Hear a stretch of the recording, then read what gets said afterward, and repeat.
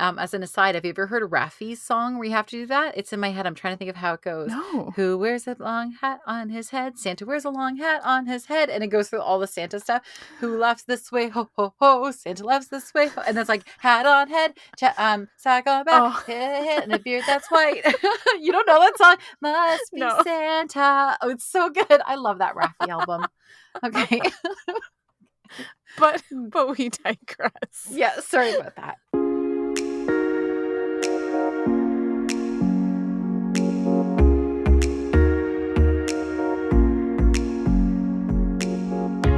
Welcome back to the Modern Lady Podcast. You're listening to episode 117. Hi, I'm Michelle.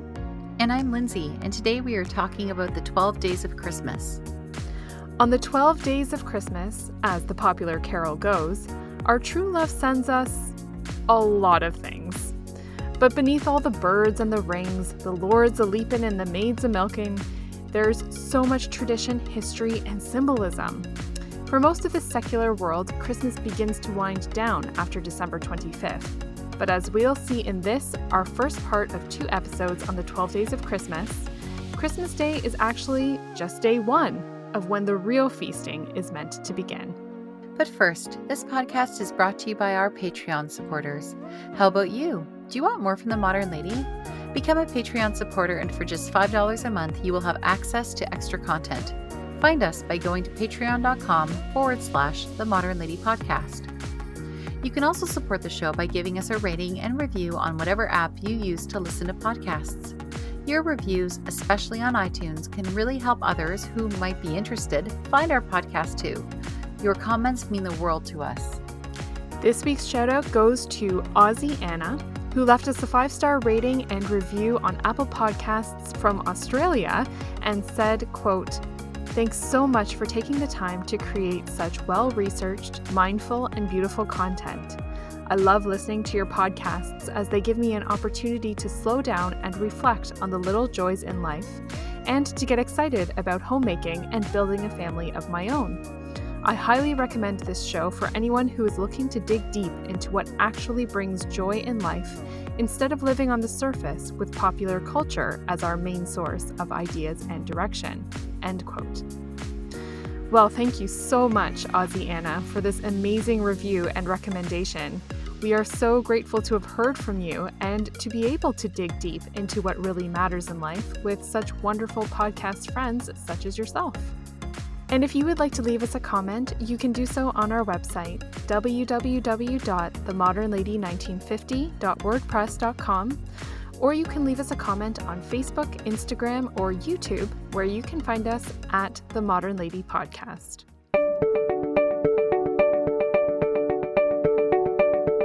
But before we get into today's chat, Lindsay has our Modern Lady Tip of the Week.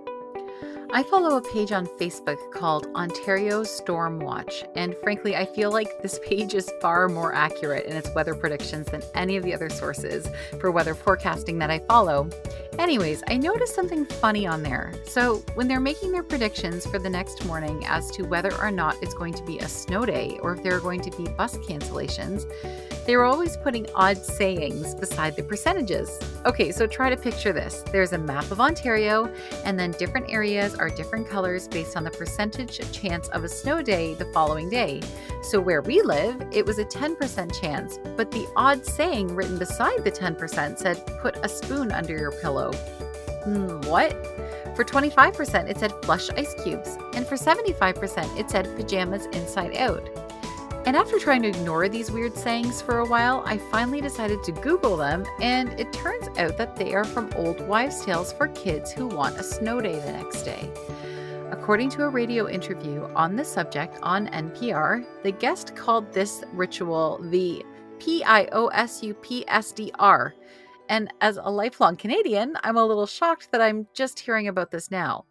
The letters PIOSUPSDR stand for Pajamas Inside Out, Spoon Under Pillow, Snow Day Ritual. And apparently this is quite the thing in many communities. According to the website bluebirdbackcountry.com, there are 7 rituals that our kids can try if they are really hoping for a snow day the next day. The oldest one is the spoon under the pillow. It doesn't matter what kind, and like with many of the rituals, it doesn't seem to make sense, but yeah, you just put a spoon under your pillow. The next one is to wear your pajamas inside out. This originated in New Jersey, and you can go the extra mile and wear your PJs inside out and backwards. This next one is from Ohio. You flush ice cubes down the toilet.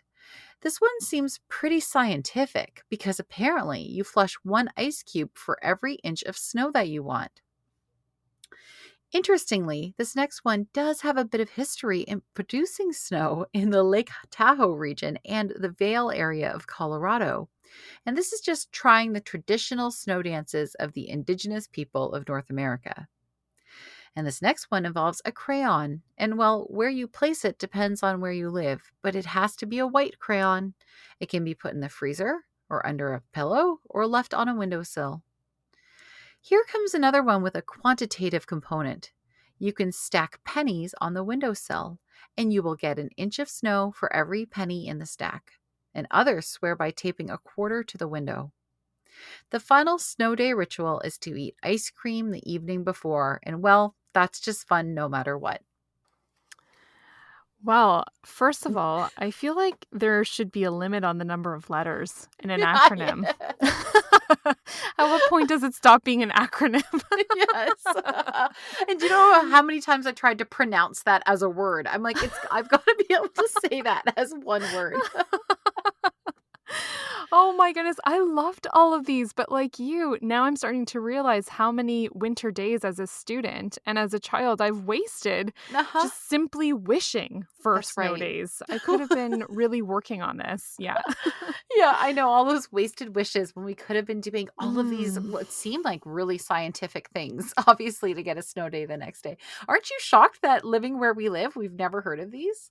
Yeah, a little bit. And I think it's so cool. So even though I never had a chance to do it, I would love to pass it down to my kids who are homeschooled this year, so it may not benefit them. But you tell me, Lindsay, if your kids need a snow day, and we will put our pajamas on inside out that night. Sounds great. Thank you. You're welcome. Feasting and gifts and drinks, oh my.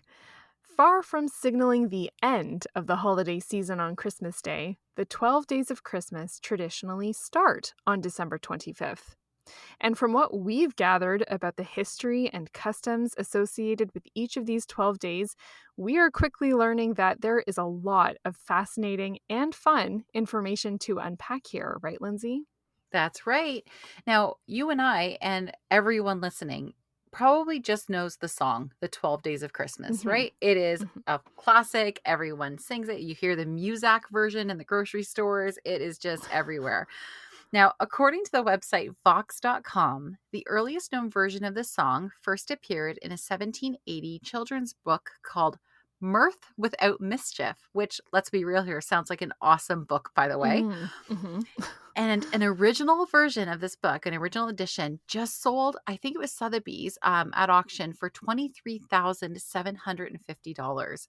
Now, you can buy, Michelle, if you'd like a copy on Amazon, a paperback copy for $20.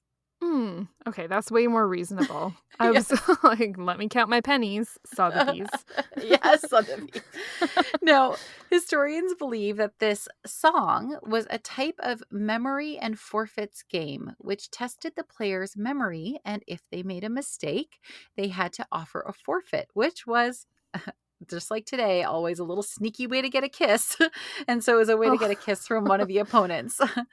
Now, one of the first things I noticed when writing out my notes is that the song is very, how should I say it, bird heavy. Um, Yeah. Mm. right? I have a bird phobia. I probably have talked about it on here. And I've never really noticed about the song in the past, but it just, yeah, it really jumped out at me when I started typing out the lines of the song, Michelle. Mhm. It must have turned into a really terrifying experience for you. I'm Yeah, so we get to sorry. that later. You just wait Yeah. to the pheasants. Yeah, it gets increasingly more scary for me. I do love the whole game aspect of it though, because I never thought of it that way. It's kind of like the game of like all those games you play in campfire circles or something. Like I went to the Hmm. grocery store and I bought this, and then the next person has to repeat what you said and add something else, and you just Yes. keep going around the circle. This is the Christmas song version of that. I love it. Right. So back to the birds though, because I think we're gonna have to repeat like go back to the birds a lot.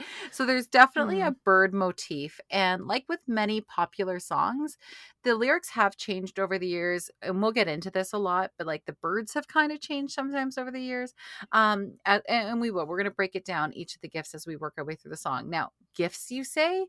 Yes, the opening of the song states that these are the gifts from one lover to another. And again, different versions have had different gift givers, with the popular option involving subbing in the singer's mother's name as the gift giver. So, Michelle, have Mm. you seen the articles where they total up what it would cost if you were to actually Yes. give people? Yes. Yes. It's wild. It is wild. The number I got is from Good Housekeeping magazine, but I'm sure there's like different variations. But that number is $39,094.93. Mm. Yeah, and so I saw an article on Vox that was Mm. totaling the cost, and it said it could be between $39,000 and upwards of around $170,000, which to me, I'm like, how much do French hens cost? Yes. I don't I know. I thought it was the swans, but yeah, they always seemed very Oh, pricey to me. sure. All right. Now we are going to come to the point where we discuss a very hotly debated topic. Now, this song made the rounds on the World Wide Web when a theory was put forth that this song was actually a secret Catholic code for teaching the pillars of the faith when the church was being persecuted in England, which lasted from 1558 until 1829. Well, is this true? The potentially untrustworthy website Snopes claims that this theory is not true at all, and many cite the work of a well respected historian and Christmas carol expert named William Studwell. And I'll share his refutation. So he was quoted as saying, "This was not originally a Catholic song, no matter what you hear on the internet. If there was such a catechism device, a secret code, it was derived from the original secular song. It's a derivative, not the source."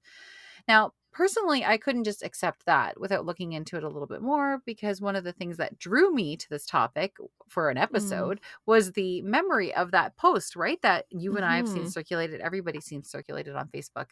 So I did Google it a little bit more. Now, before we go any further, I think we'll just right now go over what those gifts are supposed to be code for, and then we will talk again Okay. more about those in detail later, right? But we might as well say what the theory is. Mhm. So the first one would be the partridge in a pear tree, and that's believed to be Jesus himself. The two turtle doves would be the Old and New Testaments. The three French hens, faith, hope, and charity, or the three wise men. The Mhm. four calling birds, the four gospels, and or the four evangelists. Five golden rings, the first five books of the Old Testament. Six geese a laying, the 6 days of creation. Seven swans a swimming, the seven gifts of the Holy Spirit, or the seven sacraments. Eight maids a milking, the eight beatitudes.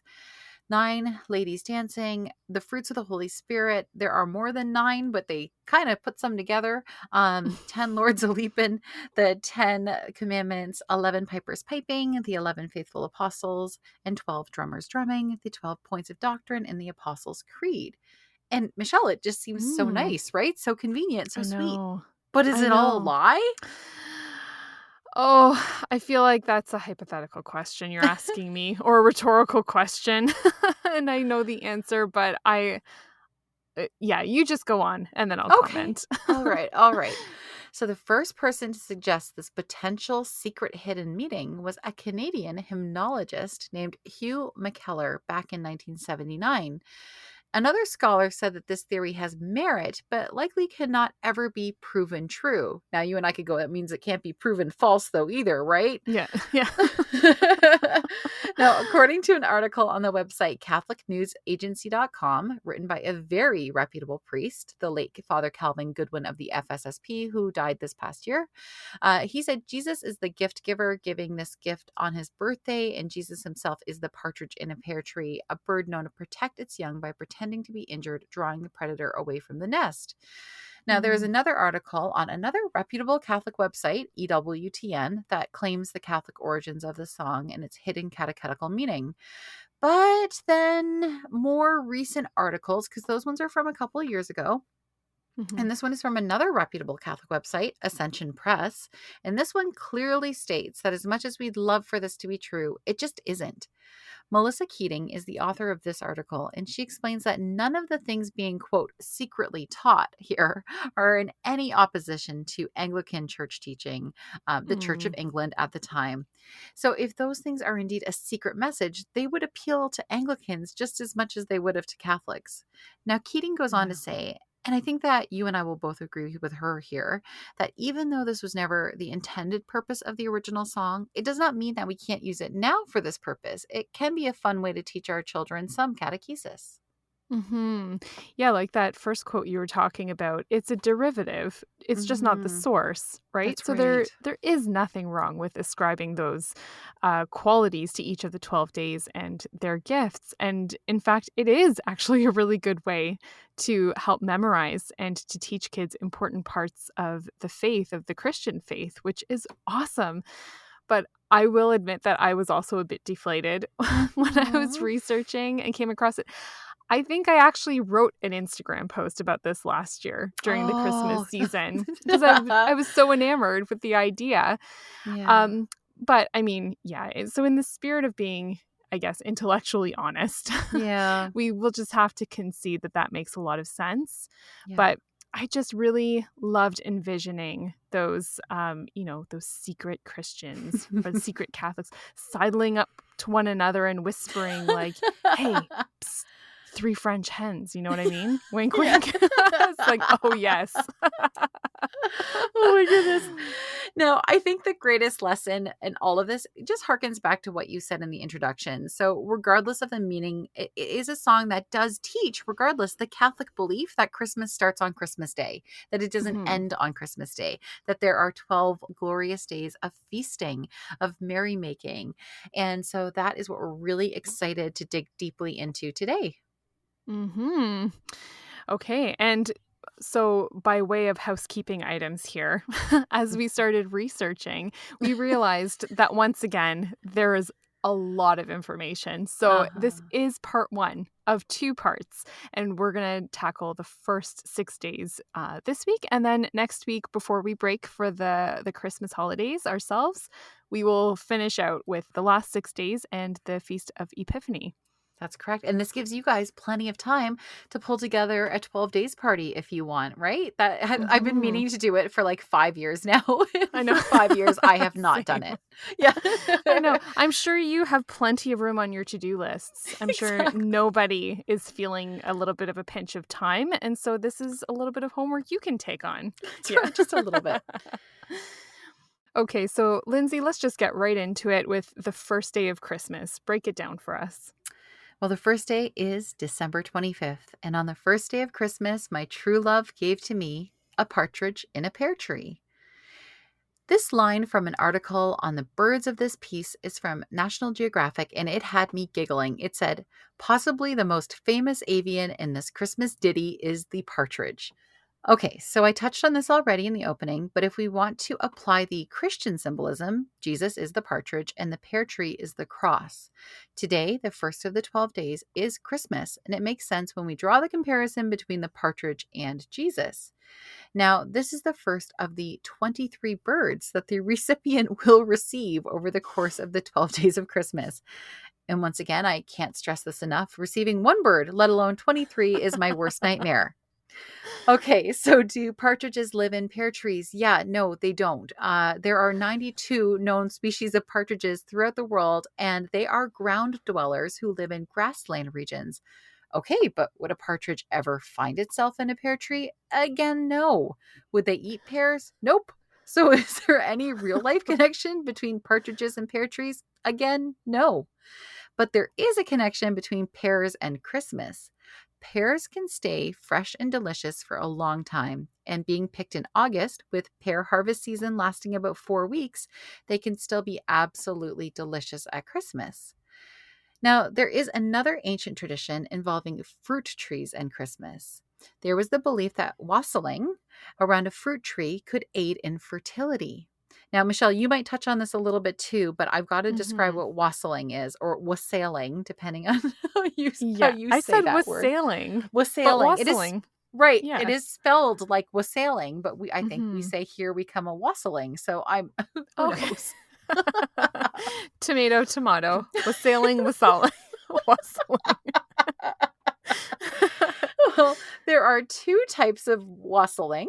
There is your house visiting wassail and the orchard visiting wassail. Now, for house visiting, you go door to door and share drinks pre-COVID, am I right, from a wassail Mm-hmm. bowl and exchange little gifts. Today, caroling has replaced this old custom, and for orchard visiting, you go through an orchard reciting incantations and singing to the trees in order to produce good fruit. And again, young maidens would do this in the hopes of increasing their own fertility too. Wassail comes from the Norse greeting of Vesheil, which is Mm-hmm. basically a wish for the other to be in good health. Mm. So back to the pear tree. There is folklore that claims that a young maiden was to walk backwards 3 times around a pear tree on Christmas morning, and then if she gazed into its branches, she might see the image of her future husband. So, what about pears as gifts? Well, perhaps you've encountered this tradition already. The creme de la creme of Christmas pear gift giving comes from a company founded by two brothers called Harry and David. In 1934, they included a box of Royal Riviera pears in their famous gift tower. And ever since then, their box of pears is a treasured gift to give and receive. The pears are lovingly snuggled in a box together, and one is wrapped in gold foil, an extra special touch showing these pears are fit for a king. So, how lovely would it be to give a box of Harry and David pears to someone on Christmas Day? Now, being Christmas Day, the menu is usually pretty traditional, with a turkey being the bird of choice, or perhaps you roast a goose. If you'd like to do something unique, something in honor of the 12 days of Christmas, you could make Nigel Slater's pork and partridge pie. Or if you'd like to stick with the pears, in his Christmas Chronicles cookbook, which I will reference throughout this episode, and it is a must have for any Christmas loving cook, you could make his pear marmalade, or pear and pickled radish, or perhaps his pears, clove, and orange granita for dessert. Oh my goodness. Wow. Okay. And that's just Christmas Day. That That's is just day one. right on That's a top of the lot of nativity and pears. Santa Claus and whatever else you're doing Right. that day. But what a great conversation starter at your Christmas dinner that night, because Mhm. Santa is such a tired conversation starter. You can Yes. just throw out pears and the whole history of pears in Christmas time, and I'm sure no one has heard the extent of the history that goes on between pears and Christmas. But you know what? I was really pleased as you were talking to realize that I was on top of this last year Ooh. already, because for one of the Christmas desserts that I made for dinner, I made Mimi Thorson's I guess baked pears Oh, with yes. melted chocolate drizzled on top, and it was so delicious. So if you're looking for a pear dessert, but like a warmed pear dessert, Mm. that one is for sure a winner, and it is apparently very on point for Christmas.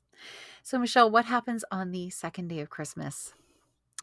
So on the second day of Christmas, our true love is giving us 2 turtle doves. And again, as a reminder of the secret Christian code that I may not let die, is representing the Old and New Testaments of the Bible. So I know how much you love birds, Lindsay. So Mhm. I did take it upon myself to look into what the turtle dove meant to people living in medieval times. Mhm. And according to a website called bestiary.ca, a turtle dove is known for its loyalty to its mate. So it mates only once in their life. And if their mate should die, not only do they never partner again with another turtle dove, but apparently they also never sit again on anything green. What? So I Okay. know. This is according to the Okay. bestiary.ca Right. website. So they're faithful to the end, I think is the sentiment here. So in medieval times, this was seen to represent the Holy Church, which has remained faithful to Christ after his death. So, of all the verses of this carol, given the significance then of the turtle doves, this seems like the most likely day you'd want to give your true love a gift, really. According to goodhousekeeping.com, they recommend a really sweet, delicate rose gold dove choker necklace that they've linked to on Amazon. And I love that little symbolism, as another kind of nod to a sweet, affectionate gift, especially if it is going to be one of a romantic nature, really linking it to the specific verse of this Christmas carol at Christmas time. Now, for food, you could try your hand, as womansday.com suggests, at homemade turtles candies. Those chocolate caramel cluster candies? They're so delicious. Or, let's be honest, you could just go buy some at the store and probably enjoy them just the same. Or, if you're so inclined, you could just swap the candies for a cocktail and enjoy a chocolate turtle martini. Yes, get Do this. tell. This is from a website called monin.com, which includes vodka, dark rum, toffee nut syrup, dark chocolate sauce, and half and half cream. And you pour that over ice. So that sounds delicious. And you can toast, you can cheers to the second day of Christmas. Now, going into a little bit of what else is going on the second day of Christmas, it actually has a lot to do historically with care of the poor and looking to those in need. The 26th of December is the feast of St. Stephen, St. Stephen's Day, and he is a martyr. He was the first martyr, according to church tradition, and a martyr is someone who is killed for the sake of Jesus and the gospel. So most of what we know about St. Stephen comes directly from the Acts of the Apostles in the Bible. He's in chapters 6, 7, and 8. And he was one of the first ordained deacons in the church. And the deacons were ordained to oversee care of the widows and the less fortunate, as the teaching charism of the apostles, who were the first bishops, began to grow. And they couldn't really keep up with both of these duties just by themselves. So St. Stephen, as a deacon, was apprehended and charged by the Jews in the Sanhedrin for blasphemy in proclaiming Jesus Lord and God. He so enraged the authorities that they ultimately stoned him to death. So this is also where we first meet a zealous rabbi named Saul of Tarsus, who oversaw St. Stephen's martyrdom, but who subsequently experienced his own spectacular conversion on the road to Damascus and became St. Paul, one of the greatest saints in the church. So St. Stephen might also sound familiar because he and his day is the one on which the carol Good King Wenceslas takes place. Ooh, so this is like I didn't a know carol. that. Yeah. Well, Okay. it's a carol within a carol, right? It's Oh. Inception carol. So, Good King Wenceslas once looked out on the feast of Stephen, is how the song goes. And King Wenceslas saw this poor man gathering winter fuel. And so he calls to his own servants to look to the man's needs, and they give him food and drink. So King Wenceslas is actually based on a real person, and he is a Catholic saint in his own right. It's Saint Wenceslas. And he was the Duke of Bohemia in the early 1900s. So, even though his actual feast date is in September, his famous Christmas carol calls to mind this mentality of St. Stephen's charity, being a deacon, having to look particularly to the needs of the orphans and the widows during the early church. And it also highlights the care for the poor. And the carol ends with, "Therefore, Christian men, be sure, wealth or rank possessing, ye who now will bless the poor shall yourselves find blessing." End quote.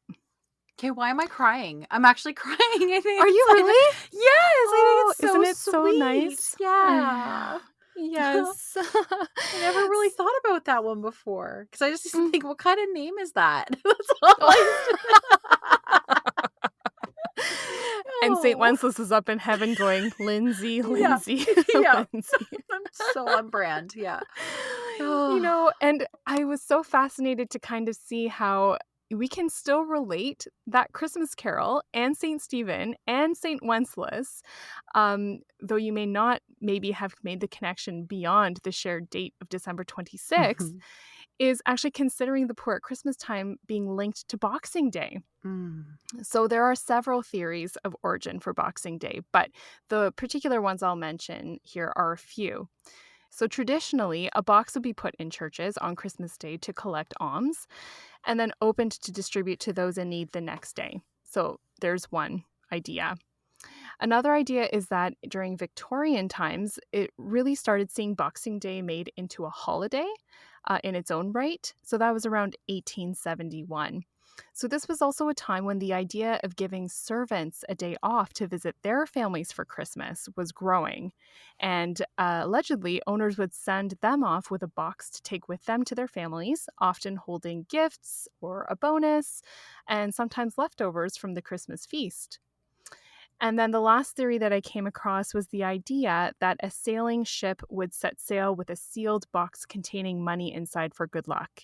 If the voyage should prove successful and the ship safely returns to harbor, then the box was given to a priest, and that box would be opened during the Christmas season to distribute the money to the poor. But okay, we need to move on to the third day of Christmas. So, Lindsay, what can we expect from day 3? Well, on the third day of Christmas, my true love gave to me 3 French hens. So, once again, if we're going by the secret Christian meaning, these 3 hens could represent the 3 theological virtues of faith, hope, and charity. Others have said perhaps these are the 3 wise men or the 3 gifts that they presented of gold, frankincense, and myrrh. Now, what if the French hens are just simply, well, French hens? In 1864, the lyric was temporarily changed to fat hens, and apparently the turtle doves and French hens of days 2 and 3 were sometimes switched around. Either way, both were considered quite the delicacy to be served at the dinner table. According to the website AmericanOrnithology.org, the French hen breed Bresse Gaulois is known as the poultry of kings, and they were a luxury import from France, so quite the gift. Well, what else could these hens represent? Interestingly, larger and more exotic fowl were brought in from the Orient. From the Orient, eh? Hint, hint, wise men. And they were bred with smaller Roman chickens, and they produced a new breed. And some have suggested that perhaps this song is celebrating that. It is also believed that hens symbolize motherhood. December 27th is also the Catholic feast day of St. John the Evangelist. St. John and his brother, St. James, were called by Jesus right after Peter and Andrew to leave their profession of fishing behind and to follow him.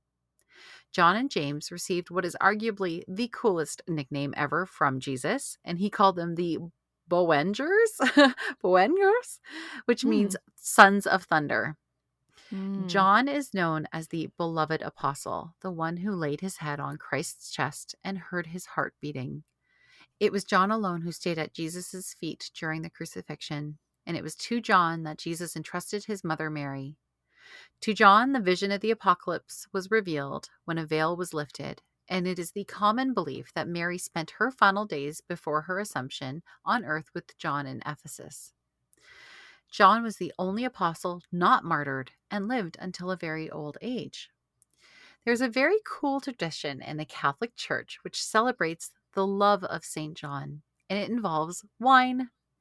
Catholics may bring wine to church on his feast day on December 27th and have it blessed, making it into a sacramental that can be consumed on special occasions throughout the year or given to the sick. When drunk on his feast day, a toast is made to St. John, with the father of the house lifting his glass towards the mother while saying, "I drink you the love of St. John." And the mother replies, "I thank you for the love of St. John." And like this, the toast goes around the table. What I find even more interesting is that you can make a mulled wine called St. John's Love. And here's the recipe. Serves 8. 1 quart red wine, 3 whole cloves, 1/16 teaspoon ground cardamom, 2 2-inch cinnamon sticks, a half a teaspoon of ground nutmeg, a half a cup of sugar. Pour the wine into a large saucepan, add the remaining ingredients, heat well for 5 minutes. Serve hot, clinking glasses with the toast. Drink the love of St. John. Doing this in front of a roaring fire makes it all the better. Why wine? Well, legend has it that there were many attempts on St. John's life, and one involved a poisoned glass of wine. Before taking a sip, he blessed it, and out came a snake. After that, he went ahead and drank the blessed wine like a boss. Okay, so I think it's pretty clear here that the perfect meal for the third day of Christmas, the meal that will combine both the idea of the hens and the wine, is coq au vin, the hearty Mm. French stew of chicken with wine and mushrooms. It couldn't be more perfect, and I recommend trying Julia Child's recipe, which is available on the PBS website, pbs.org. And now, finally, as for a little gift idea, we look again at Good Housekeeping, and they suggest the ever cute and budget friendly succulents called hens and chickens. Oh my goodness, the coq au vin is the perfect meal. Like what you Uh-huh. were saying, I never actually knew the connection between St. John's feast day and the wine Yeah. before. I think that story is so interesting with the snake. Yes, I had never heard of it either, and I thought I knew all the crazy old devotions and little Yeah. tradition. I knew all the ways to get things blessed, but not this Mhm. one. So the one article I was reading, they bring in a whole case of wine, they get the whole thing Mhm. blessed, and then where he stores that wine, he has a beautiful little picture of Saint John near it, so that they always remember Oh, that, which I just think is so cool. So I promise you, I will be texting our priest friends and being like, the wine is getting blessed on that day. yes. And to add a little bit of fun, maybe you could throw one of those little rubber snakes at someone as they take a drink. So memorable. Yeah. Yeah. Okay. Well, now definitely, I actually have a pile of rubber snakes. So there you Oh, go. Yep. Christmas at it's the Murrays. liturgical. It's Yes, it is. liturgical. Yes. Yes. So, Michelle, it's December 28th. What do we do for the fourth day? Fourth day of Christmas, and our true love is gifting us 4 calling birds. And again, the secret Christian code for the 4 calling birds points to the 4 Gospels: Matthew, Mark, Luke, and John.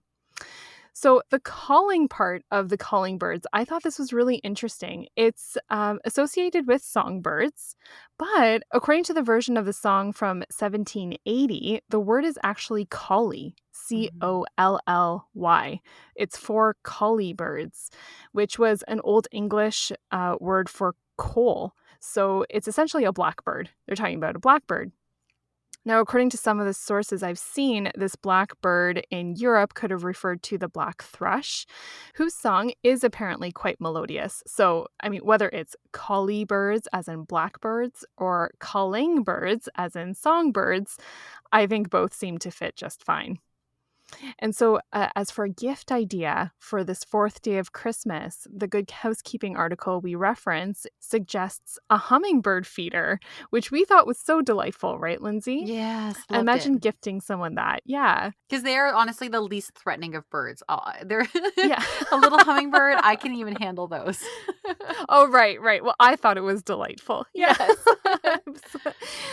So, although it's not likely to attract legitimate collie birds, the hummingbird feeder will call some sort of bird. So, we're going to go with that as the theme for the day.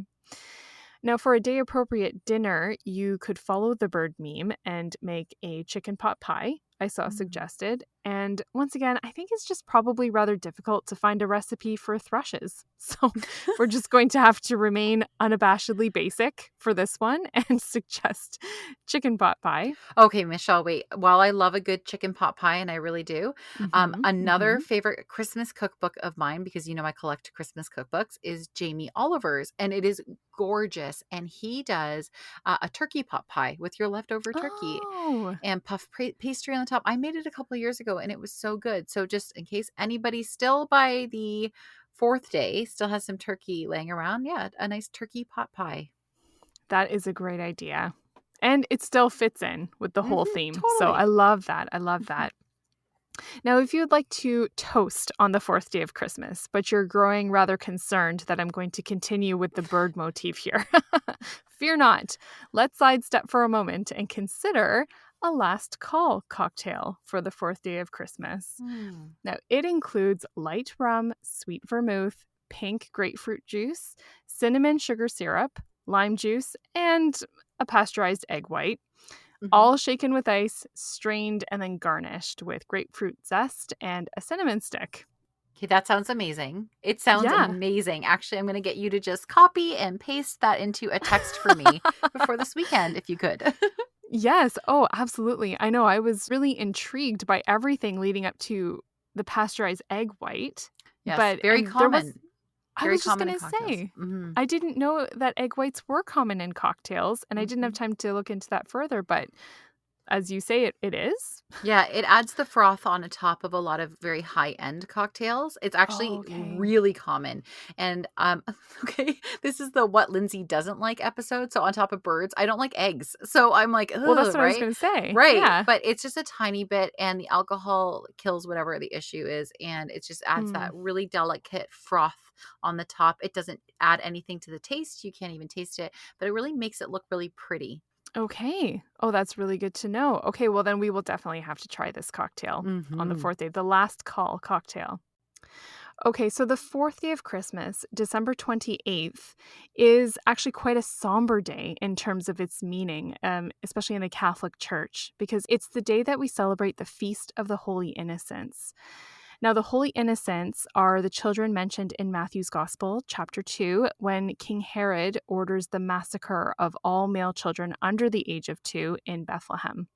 Now, this took place after he was deluded by the wise men, who, despite Herod's instructions to return to him to tell him the location of this newborn king they were seeking, went back home to their own countries by a different route, having been warned not to share the Christ child's location with the jealous and angry Herod.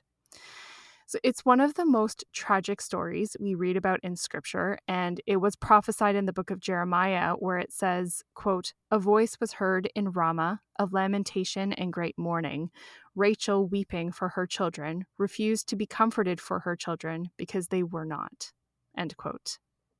So, although the exact date of this massacre is uncertain, it could have taken place within 2 years of Jesus' birth.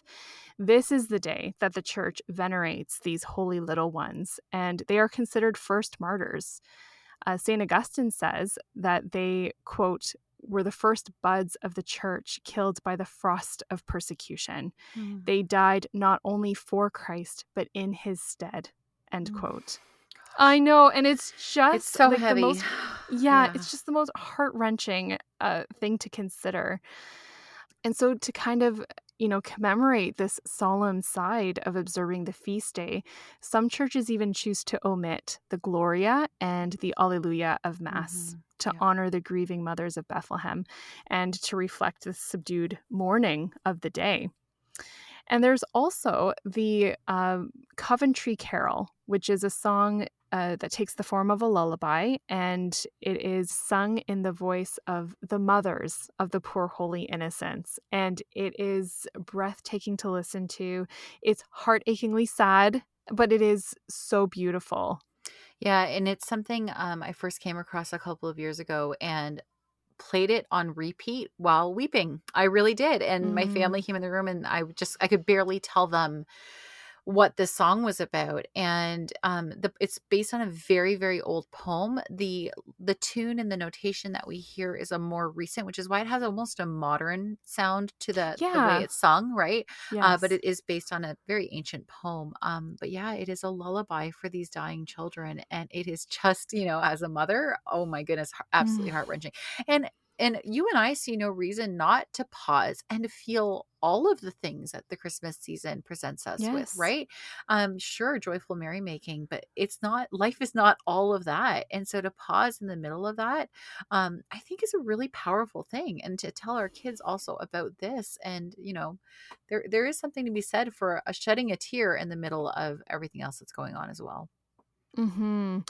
Yeah, I agree, and that they're so part of the Christmas narrative, Yep. right? Like, Yep. what They are. what did happen? It's part of the Christmas story, and, not to shy away from that and to remember that these beautiful little souls are so close to Jesus Hmm. because they were all the same age. Like, they would have all grown up together. They were peers, and they were the first ones, as St. Augustine said, to die for him and in his stead. And I just think, yeah, it's the most poignant thing to reflect on right in the middle of the 12 days.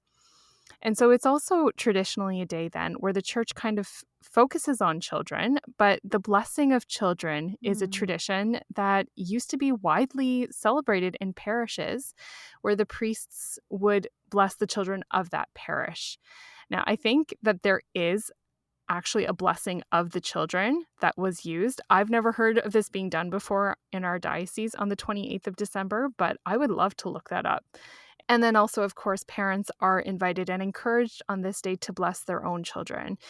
And it's very simple. It can be very simple. The father or the mother can place one hand on each side of the child's head and simply praise, "Bless you, my child, in the name of the Father and of the Son and of the Holy Spirit," while marking the child's forehead with the sign of the cross with their right thumb. So, I love that we kind of pause and respect and give a moment of remembrance for these holy souls. But as we move on from the fourth day into the fifth day of Christmas, it's kind of fitting that even in the carol itself, in the tune, the whole tone changes, right? And Yes, you were mentioning, who was it, Frederick Austin and that's him. his flourish of the fifth day. So tell us a little bit more about that. Well, yeah. So again, he composed the tune that we sing currently. He composed it in 1909, and he was the one who did the five golden rings. Hmm. And so that's where we're at now. It is December 29th. It is the fifth day of Christmas. And did the lover really give his beloved or her beloved five rings of gold? Well, again, first of all, we'll recall that if this is a hidden Christian symbol, it would be representing the Pentateuch, which is the first five books of the Old Testament, which are obviously more valuable than gold. But back to the literal golden rings. Well, Michelle, turns out the bird Hmm. theme wasn't quite finished yet. Yeah. Yay. So, some scholars have suggested that these five gold rings signify the markings on the neck of a ring necked pheasant. Now, I had Hmm. to spend a very uncomfortable amount of time looking up close at photos of pheasants, and for the life of me, I could not see rings on its neck aside from the one white one that goes around its neck. I did not see five golden rings, and frankly, I just am not Hmm. looking at another photo of a pheasant from now on. So, But wait, so yeah, there is a ring around the necks, there just is not the single. five? Yeah, so there's one white one Yes. that's very clear, but every scholar, I mean, I checked like 20 sources and all of them Hmm. reference this ring-necked pheasant and say that there are five rings on the neck. And yeah, I Oh, couldn't see them. interesting. And it's not like five pheasants, No, no, it each with a is. ring on their neck? Yep, no, Okay. it is All right. five rings on the neck. And Interesting. this is the one that actually Okay. there was the least amount of information about. There's actually no reference to actual golden rings. Like it seems like all of the Hmm. scholars are united in their view that this is the ringed neck pheasant that it Okay. is referring to. There is one other type of bird. I'll get to that in a second, but we'll go back. We'll just finish with the pheasant if we will, if we Sure. can.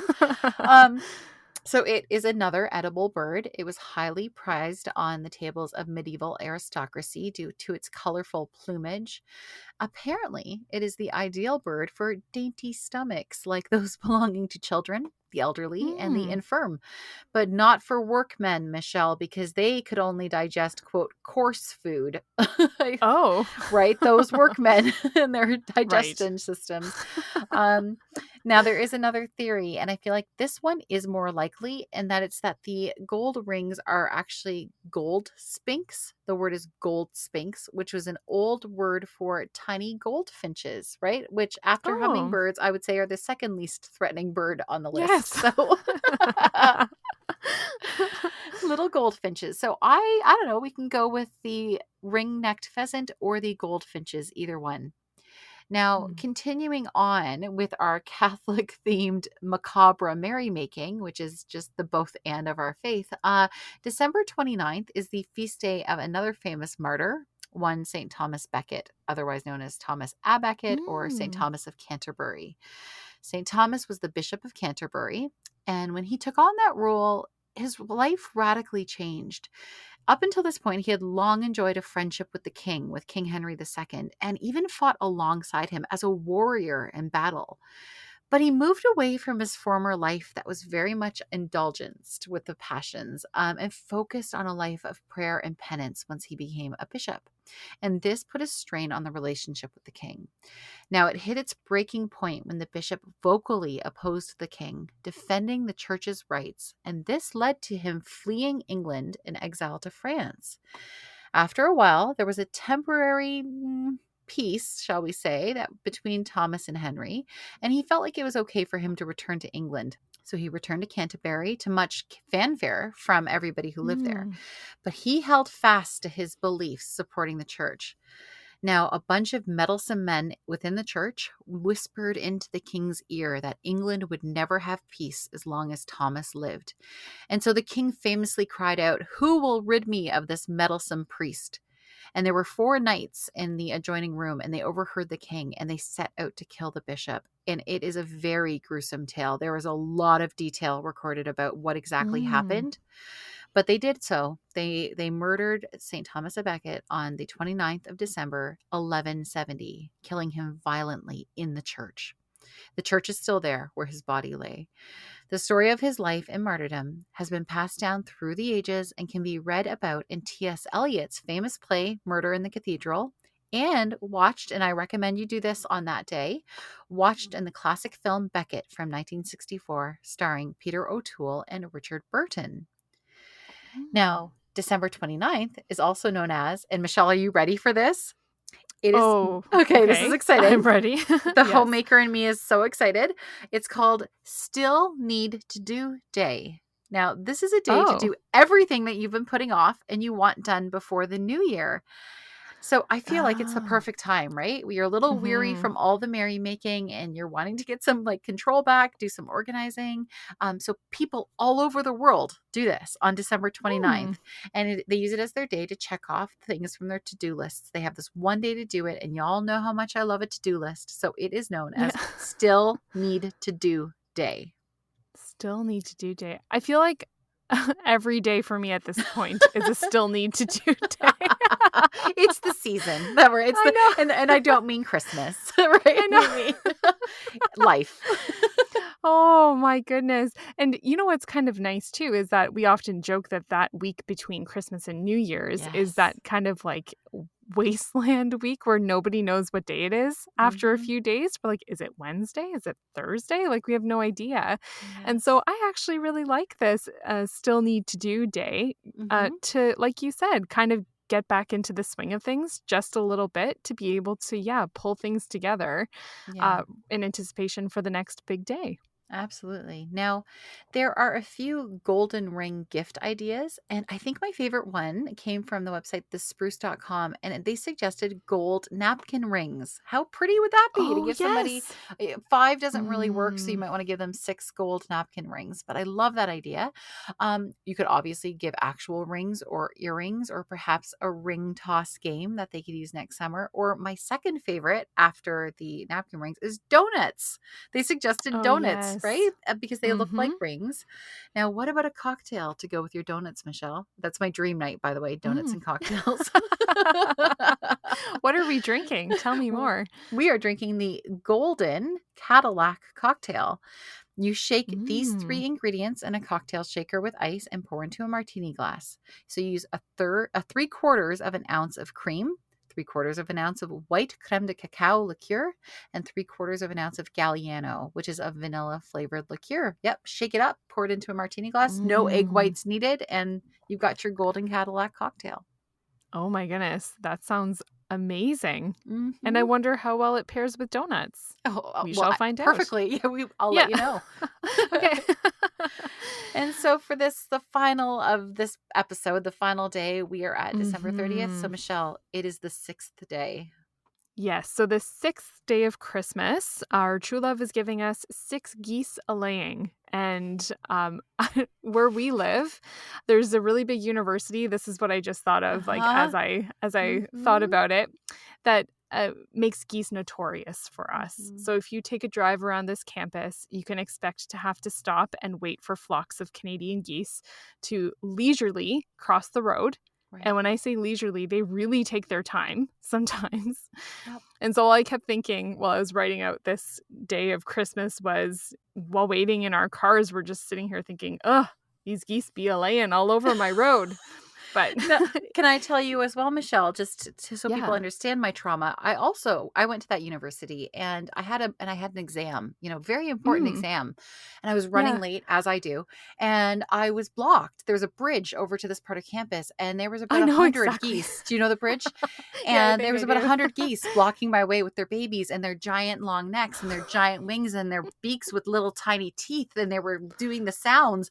And I was Mm, running towards, and in that split second, I decided university doesn't matter to me. It does not yeah. matter. And I turned around and I left. I never wrote that exam and I never graduated. Oh, the birds go deep for you, eh? They do. Yeah. Yes. Continue. Okay, so the secret Christian code for the 6 geese a-laying is believed to refer to the 6 days of creation in which God made the world and everything in it. And actually, in reality, geese actually seem pretty impressive. So I was back at that website again, bestiary.ca, all about medieval birds. And geese can apparently smell the odor of men better than any other animal, Whoa. which I thought was very interesting. And so, because of this, and due to their rather loud honking or cackling, they are credited in legends for warning the Romans of attacks by the invading Gauls in ancient times. I know. Oh, okay. A little Right? more respect. A little keep it Yeah, coming. I know. I was like, okay, geese, Mhm. I'll give it to you. Mhm. So now for the gift giving on this day, once again, I looked at the goodhousekeeping.com suggestions, and they say to, first of all, don't get a real goose for your true love. And we here at the Modern Lady podcast would just like to say that we tend to agree with that. So instead, they actually suggest this really neat rapid egg cooker, which can make up to 6 boiled or deviled Mhm. eggs all at once. And it would actually look very cute sitting on your counter while doing it. But so then on the 6th day of Christmas, what shall we eat now? Well, you could put your rapid egg cooker to work and have deviled or boiled eggs. Or you could elevate your menu with William Sonoma's suggestion of a wilted greens and Gruyere frittata. Mhm. And so they ask in their description of this egg-based delicacy, what could be better for a holiday brunch? And indeed, I don't know what could be. So to top it all off, on our final day of Christmas before we break for part 1, how shall we toast our geese? Well, care of Grey Goose Vodka. We Oh, have yes. the I didn't see that fireside coming for cocktail. some I reason. know. Sorry. It totally caught me off guard. Surprise! Yes. Grey Goose Vodka has the answer for all our goosey needs on the 6th day of Christmas. And they suggest the fireside cocktail, which sounds like coziness itself, with ingredients such as maple syrup, fresh rosemary, 2 parts Grey Goose Vodka, and topped with 2.5 parts fresh grape juice. So you just stir that, garnish with a sprig of fresh rosemary, and voila! It's an aromatic cocktail that you can sip and enjoy as you wind down. So also happening on this 6th day of Christmas it's the feast of Saint Egwin of Worcester. Okay. Is this the first time you're hearing about Saint Egwin Yes. as well? Okay. Yes. How'd you know? I know.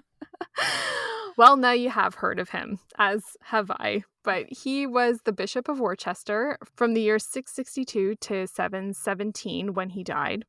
He was a fierce defender of the faith and of marriage in particular. And because of his care for and protection of the poor, the orphans, and the widows, he was really well liked among the people. But his strict stances were not popular overall with some of the other bishops. They felt he was too strict and a little bit too harsh. So he had to defend himself against their accusations, and he actually went to Rome to appear directly to Pope Constantine himself, and the Pope ended up annulling the case against him. So there is this one story that I thought was really cool of when Saint Egwin was traveling to Rome with his travel companions through the Alps, and apparently there was no water at one point to drink. Now, half of his companions mockingly suggested that he just ask God for water like Moses did in the desert, while the other half of his companions respectfully asked him to pray for water, recognizing his holiness. And the story goes that as he prostrated himself on the ground in prayer, clear water did in fact spring from a rock. So, I believe that St. Egwin's feast day lands on the eve of the Feast of the Holy Family. And given his wholehearted defense of marriage and family, perhaps this would be a great night to gather with family again and friends who are like family for maybe a movie night or a game night or even just a simple meal. Really anything where you're enjoying one another and grateful for the gift of family.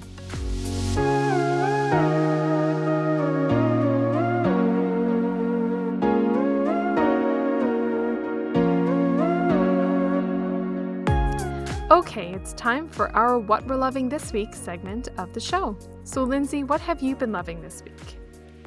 All right, so what I've been loving, you know this about me, and I feel bad even saying this, and I hope our listeners understand, but so even though I am a Catholic woman with a podcast, as are you, I don't often listen to Catholic women who have other podcasts, and that is simply because, as you know, Michelle, I don't want to confuse what I hear on theirs with thinking it's my thoughts later on our own podcast. And so I tend to read more from those versus listen to other podcasts. So anyways, Okay. all of that to say, I every once in a while do listen to the Letters to Women podcast. And did you recommend that once as something you were loving by Chloe Langer?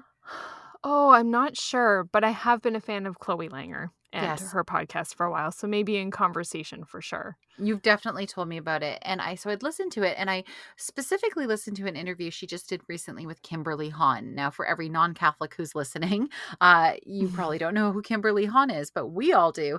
She's married to arguably the most celebrated Catholic convert alive today, Dr. Scott Hahn. And they have an incredible story. Just briefly, if it's the first time you're encountering her or Scott, just read their book, Rome Sweet Home.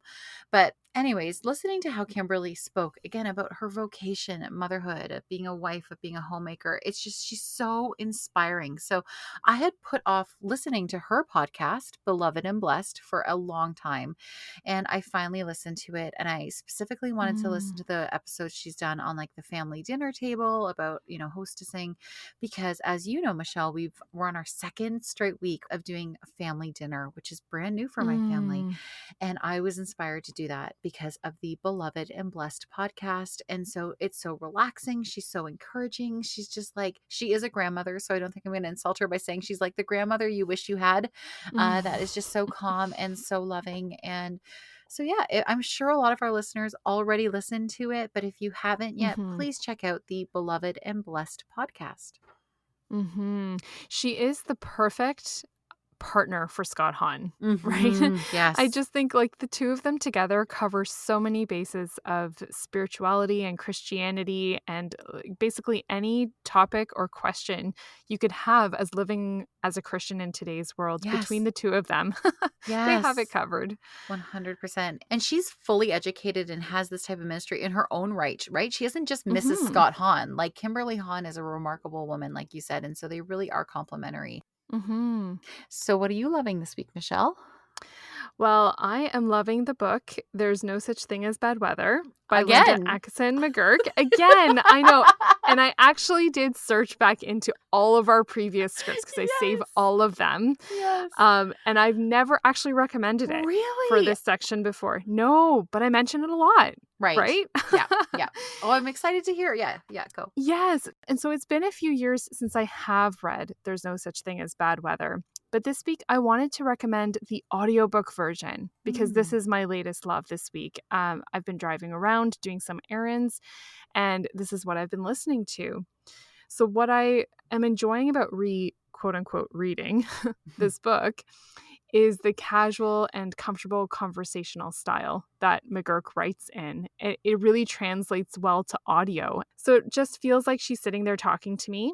She doesn't narrate it, but it's her words. And it feels like she's telling me about her life, which is one of my favorite things to do, just listening to people's life stories.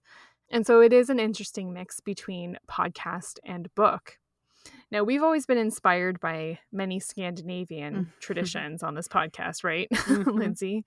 We've covered them all, or a lot of them anyways, from hygge to fika to fredagsmess. Yes, well done. I'm trying so hard here. But the one that I've always loved too from Sweden is friluftsliv, right? The Nordic concept of getting outdoors. So it pairs well with my growing certainty that for me, hygge is directly impacted by how much time I've spent outside first.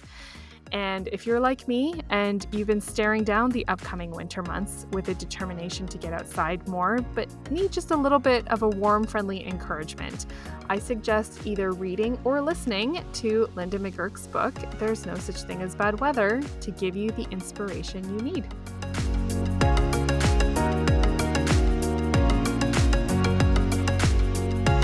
Okay, that's going to do it for us this week. If you want to get in touch and chat with us about our topic today, you can find us on our website, www.themodernlady1950.wordpress.com, or leave us a comment on Facebook, Instagram, and YouTube at The Modern Lady Podcast. I'm Michelle Sachs, and you can find me on Instagram at mmsachs. And I'm Lindsay Murray, and you can find me on Instagram at Lindsay Homemaker. Thank you so much for listening. Have a great week, and we will see you next time.